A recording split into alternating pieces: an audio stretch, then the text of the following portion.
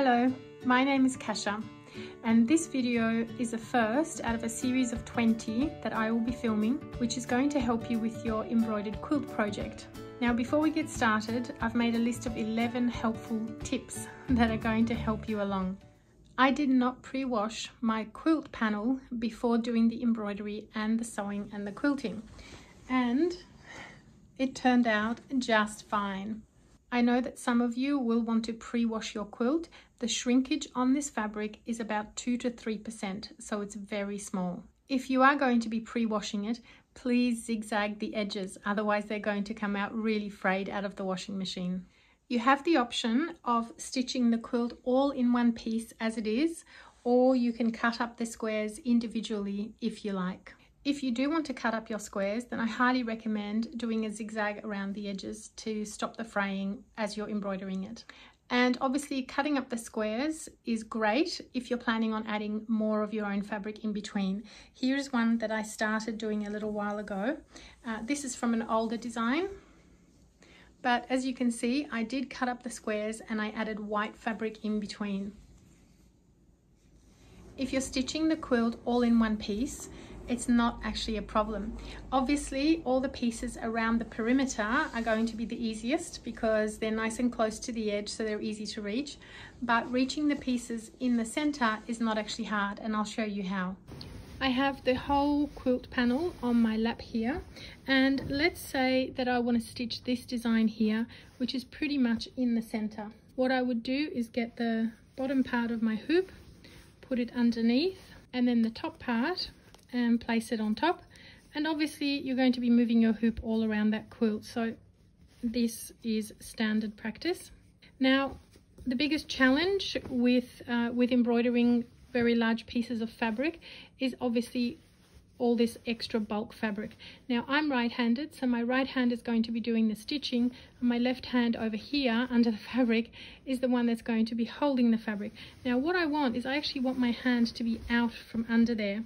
So what I normally do, and there's quite a bit of fabric here to the side, as you can see, is I'm just going to scrunch that up like so, and I've got it all in my hand over here. It's not actually getting in the way at all. So now you can go ahead and start doing your embroidery with this hand without the fabric getting in the way. You do have to check from time to time to make sure that the fabric hasn't folded underneath like this, and that you're not actually stitching through 2 layers of fabric. Now, with this quilt, you can stitch using a small handheld hoop. This is a 6-inch hoop, which is my preferred size. This is the size that I use for all of my embroidery.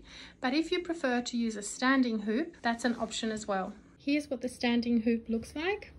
And there's the entire quilt panel on it, nice and comfortable. Now, the beauty of using a standing hoop means that you've got both of your hands free and you don't actually need to wrestle with any of the fabric around there. It means that you're stitching a little bit slower because you're using a stabbing stitch, which means going in as one movement and coming out for the second movement. Whereas with the handheld hoop, I use what's called a sewing stitch, which you will see later on, which is a single movement for every single stitch. But whatever your preference is, either hoop is fine. A bonus of stitching the whole quilt in one go is that when you actually go to quilt it at the end, it's quite easy just to add the stitches over the top. So it's kind of in the ditch, but not really, because there isn't a ditch because these haven't been sewn together, but it looks really great. So you can see that I've just added the quilting lines along the edges of those squares. And I also added, I'll find a better one, there we go, this one's quite visible. I also added some random outlines on each of the designs and used those as quilting lines because the squares are obviously too big to leave without any sort of quilting in the middle here. And the outlines that I added, I just drew according to whatever design was in here. If you've been following me for a while, then you will know that I love using all 6 strands of embroidery floss. But for the purpose of the quilt, I've actually personally even dropped down to using only 4 strands. For me, that's huge because I love using all 6 strands. But what I've found is that the 4 strands still gives a really lovely texture to the quilt, and it's actually really economical. So you do end up saving a lot of thread because there's a lot of thread that you're going to use on a quilt this size. So I do recommend drop down to 4 strands. It'll still look really beautiful and textured.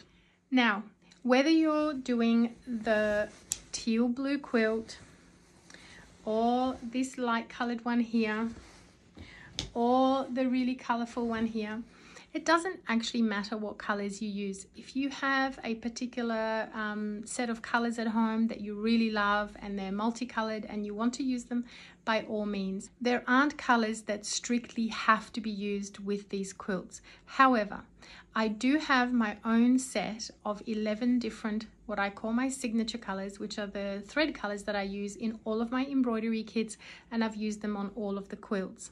And I've listed them below in this video. They will be the colors that I'll be using in the video today. Oh yeah, and one other tip regarding colors is that my very general rule is that I go the same color on the same color. So I'll use a brown thread on a brown shape, a red thread on a red shape, a light green thread on a light green shape.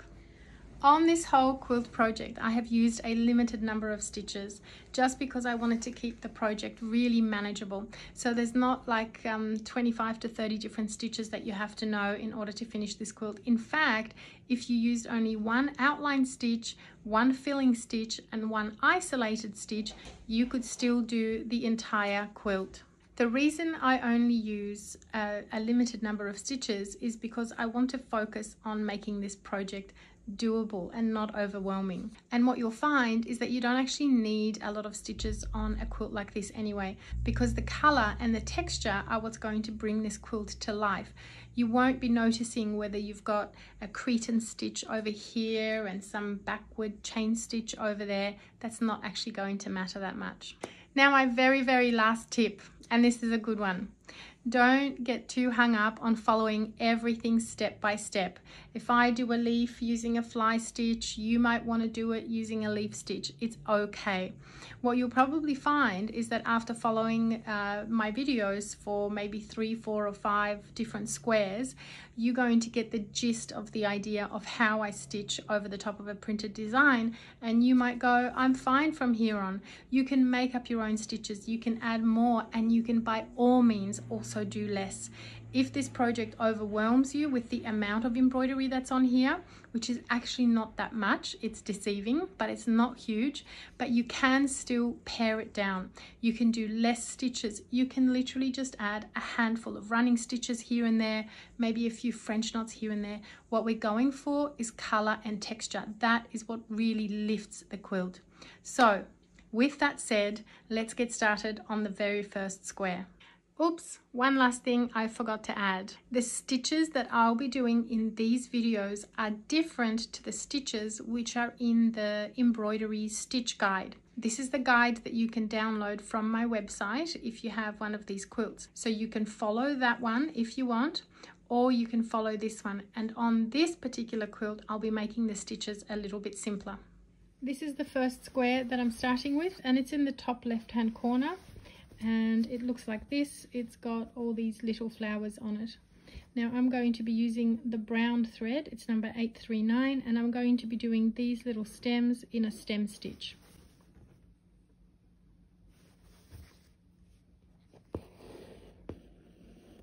And yes, I do use knots on the end of my thread. Now, if there are any stitches that you're not familiar with, which I'm going to be using across this quilt, I have an online stitch library in my online embroidery school, and you can find that by going to the home page of my website. So every stitch, like the stem stitch, the fly stitch, the satin stitch, everything is in that school, and whoops, you'll be able to watch short 2 to 3 minute videos. Now, when I get to the end here and I need to restart, I'm just going to stab my needle in over here and then bring it up under there. Now, normally I wouldn't do that, but because we're going to have lots of threads on this flower, lots of stitches on this flower, they're actually going to secure that long thread underneath, so it's not going to be all loose. And also this is obviously going to have wadding and it's going to have a backing piece, so that thread under there is not going to matter. Let's continue with the stem stitch. Pop your needle in about 1 centimeter away, bring it out, making sure that this thread is underneath your work, and pull away. Now you're just popping in about 0.5 centimeter away. You're going to try and pop your needle out of the hole of the previous stitch and then pull away. Make sure that your thread is always sitting under your work and not over and under. Make sure it doesn't switch and swap. Always have that thread sitting on the same side. Now I'm just going to finish off here and make this my last stitch, so I'm going to stab that into the end and I'll show you how to finish off on the reverse. Wind your needle underneath that second stitch and then underneath the third one, under the third one again, and then needle through the loop, and then we can snip that off. Next, let's do this leaf here, and for that I'm using this very light olive green, number 734. We're going to be doing a fly stitch, so bring your needle up at the very top, go down along the center line about 1.5 centimeters, stab the needle in and then bring it up to the left at a 45-degree angle, pull that through. And then where this thread is coming out, you're going to match the position on the other side, pop your needle in, and then pop it out of the same hole of that first stitch that we just did. And then when you're pulling, make sure that that thread is going over the top of the other one. There's our first fly stitch. Now every subsequent stitch is a lot smaller, so we only go down about 0.5 centimeter. Up 45 degrees to the left, other side, and then down 45 degrees to the right. And you're always coming out of the base of that previous center stitch. Make sure that you're pulling your thread over the top, and again.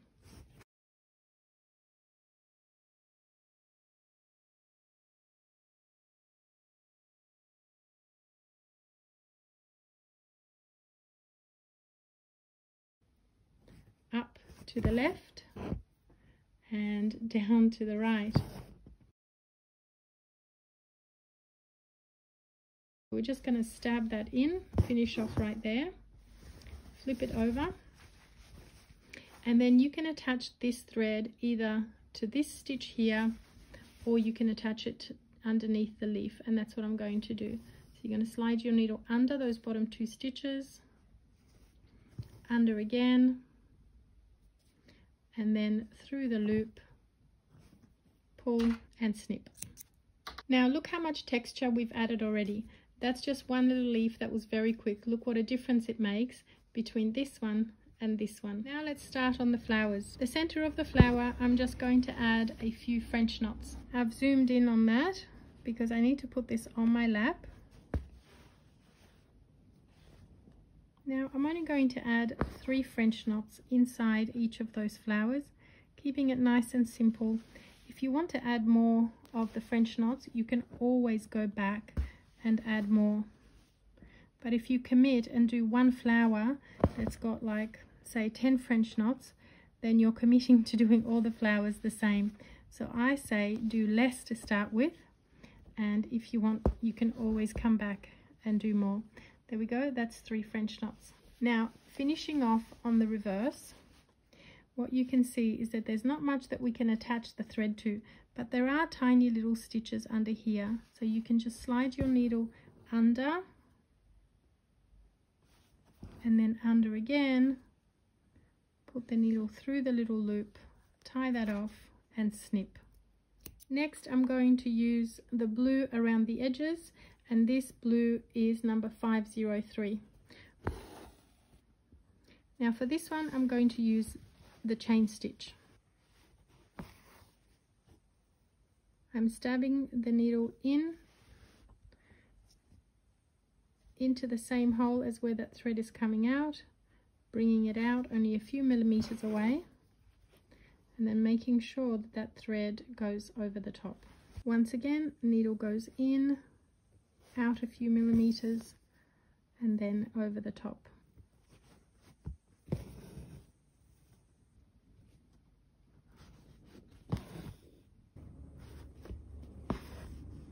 Now to finish off here and to join this chain stitch to this chain stitch, all you have to do is slide your needle underneath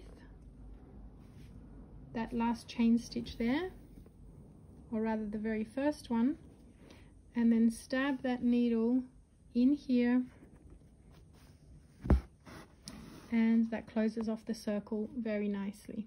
Finish off on the back just like the other stitch. Next I'm going to add some orange petals here with my orange color, and this is 976. And here I'm just going to do some lazy daisies. Stab the needle in to the same spot where it came out, bring it out, make sure that this thread is under the needle, pull it out, and don't pull too tight because you want to keep like a lovely curved loop on there, and then secure it with one small stitch. Come straight out onto the next petal. Once again, needle goes into where it came out of, bring it out, make sure this thread is underneath,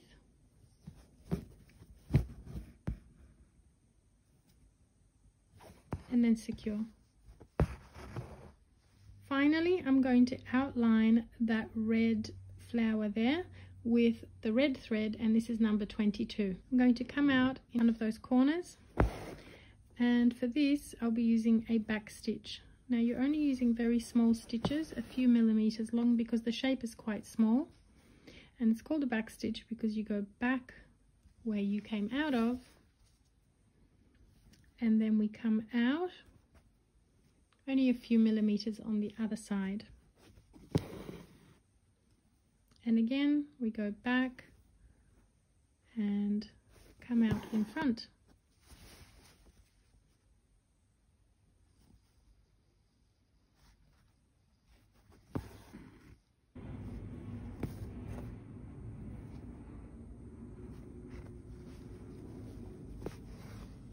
So essentially this flower is fine as it is. Now if you want to add more stitches to it, by all means go right ahead. If you wanted, you can add another outline around the orange to sort of bring that out, or even a couple more stitches around the sides of those lazy daisies.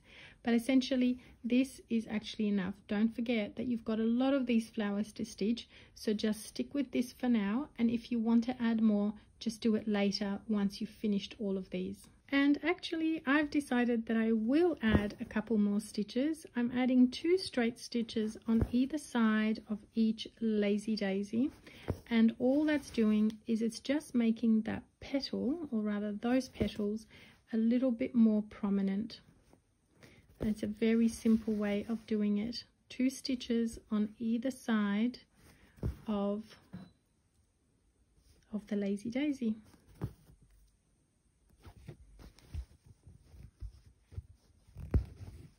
There we go. Now I would finish that right there.